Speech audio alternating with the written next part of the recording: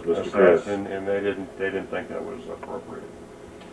This one's interesting because her face is painted a different color, and maybe that might be a European thing. Europeans do paint their faces different colors. There's no question about that, Mr. Chris. Your knowledge is impressive. All right, so you know, we've got in this collection maybe 300 or 400 packaged turtles. I didn't really want to show all of them, but some of the rarer ones, besides the pop-up mutant displays. There's this slash here is a fairly rare piece because of it having a yellow belly or a yellow front shell. There's nothing more rare than a yellow-bellied slash, is there, Mr. Chris? And a purple belt. That's a rare one to find. I'm not sure exactly what the cost of that is. I'll have to move these. Almost incalculable. I'll have to move those over.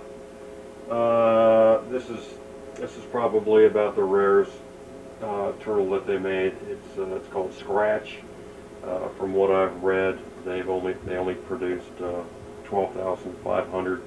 I believe one of the cartoonists at the Turtle comic book place designed that one, and don't know exactly what the reason was why they discontinued it so early in production, but it's actually a nice looking piece. Quite nice. You know, with the green eyes and the green background. It's a prison cat. I've often found prison cats to be quite interesting. Ah, this one I like. This one is this is Ray Fillet. This is an unusual piece. I didn't pull out the samples of what they normally look like, but when the kids took this figure and submerged it in warm water, or I think even cold water, that this V right here, the two colors of V's would change color after a short production run on that. They changed it to where it was yellow and blue. This particular one I've never seen before, but it almost looks like it was painted yellow and blue, and then they came back and painted the color changing paint on top of it, so it's almost like a maroon and a brown V.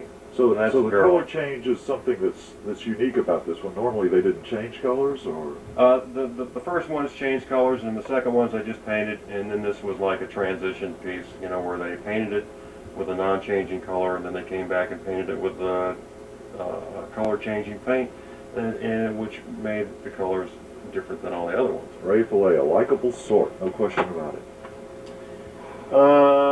There's another rare one, but not nearly as rare as Scratch, called Hot Spot.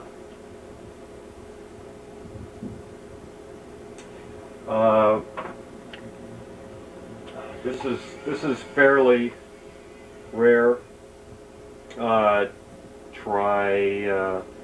Let's see, what is his name? Shogun Triceraton, and it's actually a nice looking figure. Nice looking package. It looks like it came right out of the mailing carton that it originally came in. This is supposed to be a very difficult figure to find.